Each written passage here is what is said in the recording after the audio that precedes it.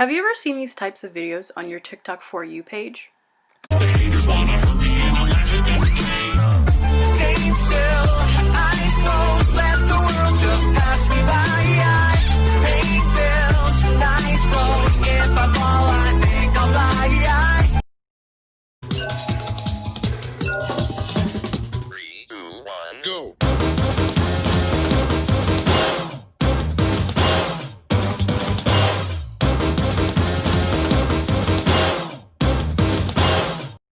If you have no idea what was going on in the last two clips, that's totally fine. I'm here to explain the concept of kinning to you.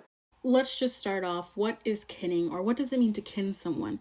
Well, kinning is a verb that comes from the umbrella term other kin. The top definition on Urban Dictionary says, a person who holds the belief that they are not entirely or not at all human. This video may come to mind. A leopard. On all levels except physical, I am a wolf. However, I'm going to be focusing on the subgenre fiction kin in this video. In our Jenkins reading, the author talks about how children who read Harry Potter would create these fictional characters along with elaborate backstories. The children would adopt these identities and roleplay on the Daily Prophet. Reading this portion reminded me of my Tumblr days and how some people would take it beyond roleplaying and sometimes begin to blur the line between reality and fiction. Urban Dictionary defines fiction kin as the belief that you were once a fictional character or a fictional species in another life, or that you feel spiritually connected with a fictional character or species. My current understanding of the word more correlates with the second definition of kin shown here. I wanted to learn and teach whoever may stumble upon this video about fiction kin and the act of kinning in relation to participatory culture. I feel like the easiest way to understand a subject is for me to go over the who, what, when, where, why. And I've already done the what, so let's just move on to the who. There are no rules when kinning. Anyone can kin. There can be multiple kins of one character. No kin is strictly assigned to one person. You can have 1 or 10 kins because there is no limit or minimum. The only discourse in the kin community that I could find was whether or not it was acceptable to kin someone of a different race or an actual person. As for the race thing, most people said yes, as long as they don't experience some form of racism that a white person tries to identify with. And no blackface or yellowface, please. As for kinning someone who is actually a person, no. You can identify with a real person, but you can't spiritually be that person because they are that person. So time for the when. Fiction kin was first called otaku kin, but was used as an umbrella term to encompass all fictional characters and not specifically those from Japanese media. The term otaku comes from Japanese and usually means someone who is obsessed with anime and has poor social skills. The term fiction kin was first seen on the From Fiction Live Journal as early as 2004. The term fiction kin soon became more widely used and the term otaku kin soon faded into obscurity. So where do all these people kin at? Well, there are huge communities on Tumblr and Instagram that exist for kinnies, which is the noun for someone who kins, to interact and roleplay with one another. But it's possible that fiction kin communities exist on every social media platform.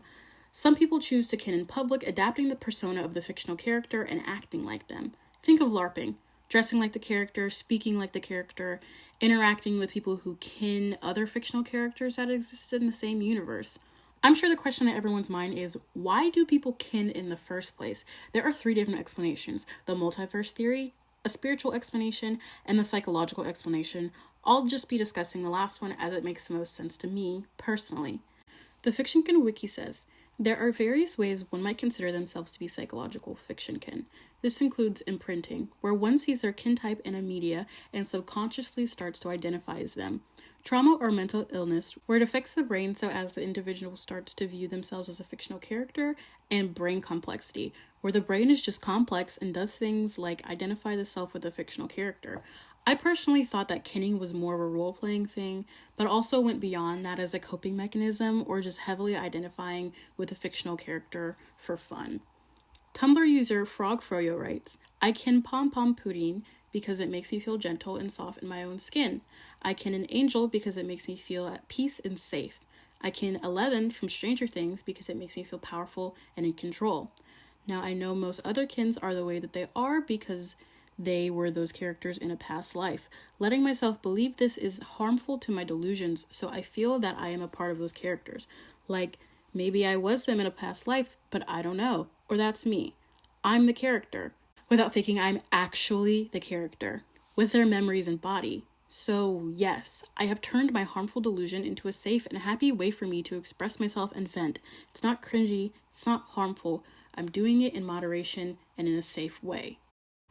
Personally, I don't see the problem with kinning. I mean, first of all, it's none of my business. And second of all, like the Tumblr user said, some people use it to cope with mental illness.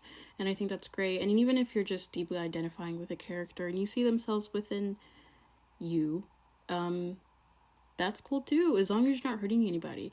See, I even took a kin quiz to find out what character I am from a webcomic that I know has a community that people still kin in. I don't think I used that terminology right. That was barely a sentence. So it turns out I'm one of the worst characters in the webcomic, and I don't really vibe with that, but I appreciate the kin that I have been assigned, I suppose. So I hope this video was informational for whoever ran into it, and who knows, maybe you'll even start kinning on your own and do a nosedive into Tumblr culture.